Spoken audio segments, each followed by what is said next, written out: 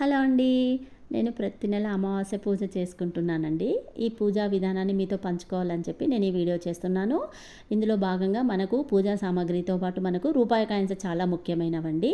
అమ్మవారి లక్ష్మీదేవికి రూపాయి కాయిన్స్‌తో మనం పూజ చేసుకుంటామండి. 108 రూపాయి కాయిన్స్ ఏ రూపాయలైనా పర్వాలేదు, రూపాయి కాయిన్స్ అండి తీసుకొని అమ్మవారి అష్టోత్తరము చదువుతూ అమ్మవారి ముంగట ఈ రూపాయి కాయిన్స్ పెట్టాలి. మనకు వీలైతే మన దగ్గర ఉంటే కామాక్షి దీపాన్ని కూడా మనము వెలిగించుకోవచ్చు. అన్ని పుష్పాలతో పాటు మనకు ఒకవేళ దొరికితే ఆ దొరికిన సమయంలో మనకు తామర పువ్వులను కూడా మనము ఉపయోగించుకోవచ్చు.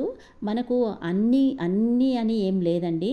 మన శక్తి కొద్దీ మనం పూజ చేసుకోవచ్చు. ఈ పూజకు ముఖ్యమైనవి రూపాయి కాయిన్స్, బెల్లమన్నం నివేదన, కామాక్షి దీపం మనం పెట్టుకోవడము.